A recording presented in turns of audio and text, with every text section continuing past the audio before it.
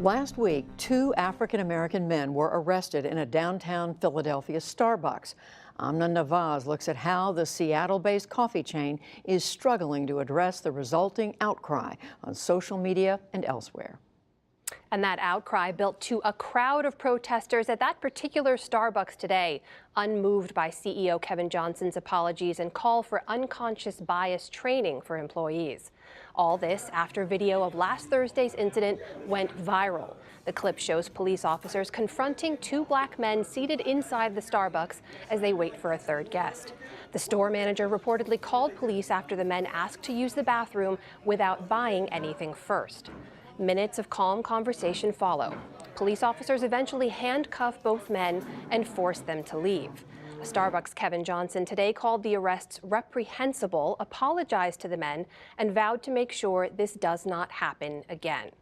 For more on this, I'm joined by Philadelphia City Councilman Kenyatta Johnson, who represents the district in which this Starbucks is located. Councilman Johnson, thank you for your time and welcome. I want to begin by asking you now, since you have met with a number of people involved in this incident, why do you believe that it ended up in this way?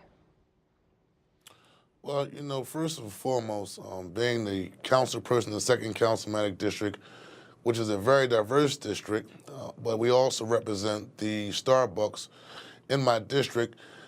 I want to make sure as a council person that no form of racial bias or racial profiling is accepted. And so we called a press conference today to address this issue and to denounce the recent arrest of the two African-American young men who were arrested after waiting while being black in the Starbucks cafe.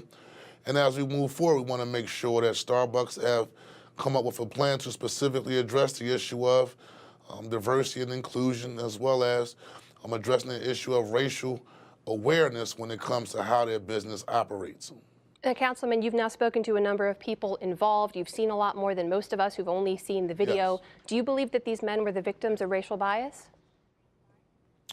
Yes, you know, everyone knows that Starbucks brand is you can come there, use their Wi-Fi, and in that environment, you know, have meetings, you know, and take a moment and take care of your day-to-day business while you're inside their particular store. That's always been a part of their brand. In this particular case, you have two African-American young men. They're not dressed in suits. They're in Rittenhouse Square, which is a high-income area in Center City, Philadelphia, and the person who actually called the police, I believe, overreacted when she had the interaction with these young men who said they were waiting for someone to come and meet with them, and that resulted in her calling the cops, which resulted in an unnecessary arrest of the two African-American young men. And so a lot of people in my district are in outrage. A lot of people in my district want answers. But most importantly, they want to make sure we continue to hold Starbucks accountable. Well, let me ask you about that now. The first reaction from Starbucks was a rather tepid apology. The backlash grew. There was then a more robust statement followed by a video statement from the CEO, Kevin Johnson, in which he said this. These two gentlemen did not deserve what happened, and we are accountable. I am accountable. Now, going through this, I'm going to do everything I can to ensure it is fixed and never happens again. Whether that is changes to the policy and the practice, additional store manager training, including training around unconscious bias, and we will address this. Councilman Johnson, are you satisfied with Starbucks' response? Not at all. You know, listen, I've worked with several major corporations in a variety of different aspects regarding organizing for wages for low-income individuals, and I know how this game works. We need to see more than just lip service. We need an action plan that specifically goes toward racial sensitive training, but also a campaign to let the people here in the city of Philadelphia know that anyone is welcome to come to the Starbucks Cafe without fearing any type of racial or social bias perspective when it comes to individuals hanging out or coming to frequent and patronize their business. It's totally unacceptable. Again, people are in outrage, and we have to continue to make sure that they aren't just giving an apology. We want an action plan to actually address this issue.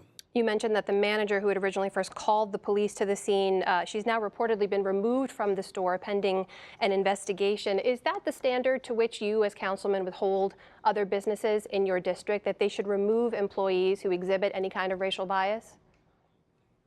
Oh, absolutely. I would go even further to say, if the evidence shows that they has exhibited some level of racial bias, they should be fired, to be quite frank with you, because at the end of the day, nobody should feel in the year 2018 any form of racial discrimination, regardless of their background, regardless of their lifestyle, and most importantly, regardless of their race. And so this is totally unacceptable, and Starbucks must be held accountable.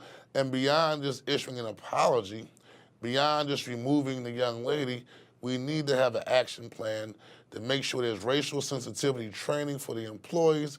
We need to also make sure that people of Philadelphia know from a racial awareness campaign from Starbucks that anyone could come to Starbucks and feel welcome without the feeling that they will be kicked out based upon their race, creed, or color. Philadelphia City Councilman Kenyatta Johnson, thanks for your time. Thanks for having me here today.